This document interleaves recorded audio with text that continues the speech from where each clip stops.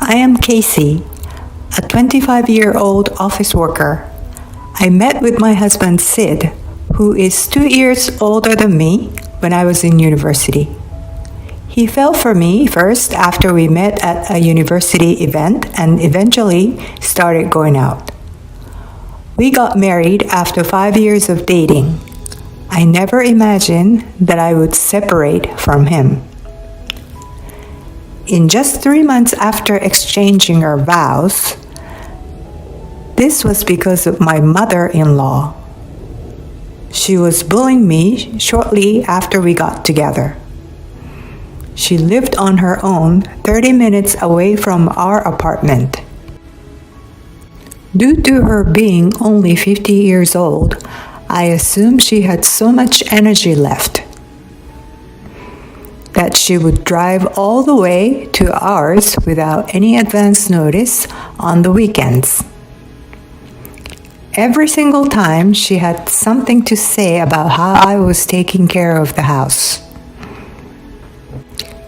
You think that's what people call cleaning? I told you it won't work with the two of you working. When are you going to quit your job to become a housewife? I cannot wait to have a grandchild. If you can't offer me that, hurry up and get a divorce. I can get someone for my son. This is how she talked to me. My husband doesn't intervene, but rather laughs along. He even joins her sometimes. I didn't know he was such a mommy's boy until we got married. Last time, my mother-in-law visited. She just told me to cook her something since she was hungry. I made pasta with the leftover ingredients I had in the fridge. But of course, she always has something to say. Is this all you can cook?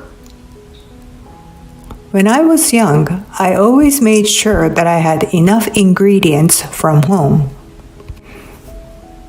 In case my husband comes home with one of his friends. I was screaming inside that she doesn't have to eat my food and that she shouldn't be here in the first place. But I just apologized and let her continue talking. Somehow, my husband started joining her and said, "That's true.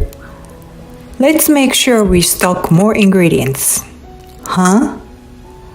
We just talked about preventing from our groceries going bad and only buying the minimum amount. My husband was completely swayed by her. So he came home the next day with a bunch of groceries. I asked him what he was going to do with all these. And all he said was that he believes that his mom is right. Can you not make your own decisions? Since we could not return all that he bought, I woke up early in the morning from then on to make lunch boxes using all the stuff he bought. I made 2 lunch boxes for my husband and I, since I felt bad only making it for myself. He would say, "I'm so blessed having your lunch every day." But does he really understand why I'm doing this? I don't think so. I mean, I work too, so why can't you do the same thing? Did I rush the marriage? I was regretting my decision a little. When this happened, I received a text from my mother-in-law. "Hey Casey, you have some explaining to do?" "What are you talking about?" "Oh, you can't fool me. I saw you walking with the man." "What do you mean?" right back at you. You are cheating on my son. No, I'm not. Was that really me? Of course, I took a photo too. Oh, I see. Haha. So you're admitting it. How can you do this to my beautiful son? This is a misunderstanding. That's my brother. Whatever I said, she didn't believe me. That is such a bad excuse. It's not an excuse. You also met him before Sid and I got married. I knew she wasn't going to believe me, no matter how hard I tried. So, how can you believe me? I guess I need to keep an eye on you. What do you mean? I'm moving into your apartment. What? I can't bear that. I told not to decide on her own. She then followed, saying that she would make us get a divorce if she can't move in, and that she'll let Sid know about this. I believed that Sid would recognize my brother in a second. And that's why I continued to ignore my in-law. The same day when I got home, Sid was already there too. You're early today. Cut it. Just sit down. Oh, wow. So she told him about it already. Oh, whatever you heard from your mom, it's a Before I finished my sentence, he showed me the filed divorce papers. Wait, what? What is this? You thought I wasn't going to do this? That's how much you hurt me. I'm gonna go back to my mom's, so reflect on yourself and decide what you want to do with it. I'm open to working on this if you're sorry and admit your faults completely. But if you're falling for the dude, just sign the papers already. In that case, I will be filing the lawsuit against you. I didn't know my husband was this stupid. He didn't even look at the photo properly and believed his mother's word instead. Even came home with the divorce papers. I knew I was going to divorce him at this time, but I just pretended to look sorry. When he noticed me looking like that, he said so proudly, I'm not that mean, so I'll give 2 to 3 days to think about this. I could tell he wasn't so happy when I told him that I was promoted recently. It seems like not being able to get promoted and learning that his wife earns more than him now had been affected his self-esteem pretty badly. He was so proud to finally have the upper hand. I called up my brother the moment Sid left. He was right in his summer break from university, and the moment I texted him saying, I need you and your friend's help, food is on me. He replied that he was happy to help. I took a day off from work, and with the help of my brother and his friends, I was able to pack and send all my husband's belongings to his mom's. I then submitted the divorce papers and went out to celebrate with everyone. Since the next day was Saturday, I went to the real estate agency to look for my new apartment.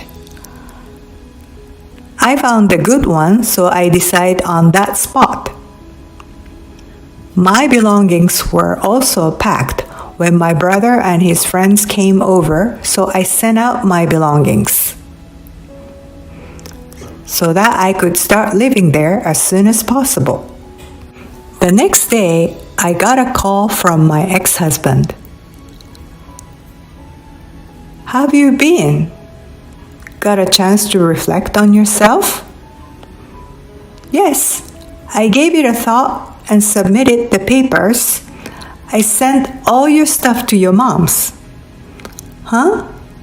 What are you doing? It's our house. You may have forgotten, but you were the one who started squatting in my apartment. Well, that's right, but I could tell that he didn't expect me to submit the papers. He was surprised at first, but tried fighting back. I'll never going to forgive you. You know, I'm going to file a lawsuit against you.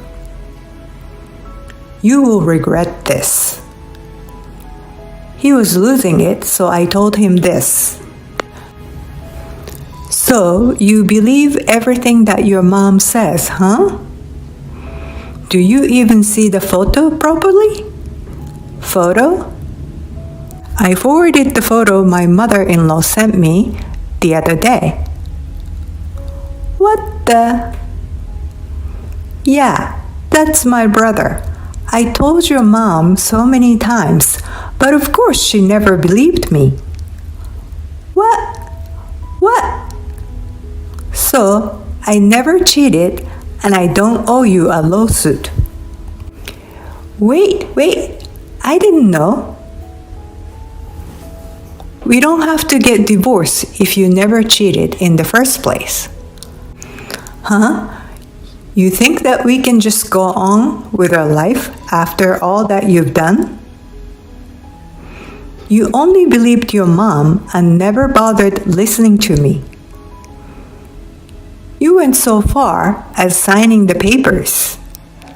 Well, I can't spend the rest of my life with someone like that. Go ahead and continue living with your mom. You're mama's boy. I hung up right after I said that. I ignored the calls I got from him for the rest of the time. So as all his texts. Seems like he rang the doorbell so many times after that, but I'm not there since I moved out already. This is what my landlord told me afterwards, but he would roam around my old house or yell at the door after ringing the doorbell until people called the cops on him and he was taken away. When he was being taken, my landlord told him that the homeowner has moved, and that's when his face went blue. He deserves it though. I got back to being single so fast, but I do not regret my decision of separating with a mama's boy and a sick mother-in-law.